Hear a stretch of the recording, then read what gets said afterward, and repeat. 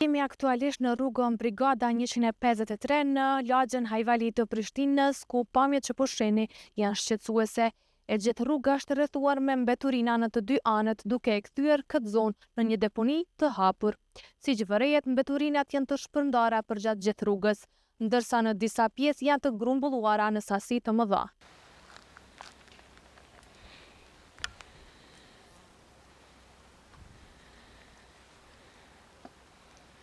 Lidhur me këtë gjendje, Arbreshinfo ka kontaktuar komunën e Prishtinës dhe kompaninë e pastrimit duke kërkuar sqarime nëse janë në dieni për këtë situatë, pse kjo pjesë vazhdon të mbetet e papastruar dhe kur pritet të ndërmerret një aksion konkret për pastrimin e saj.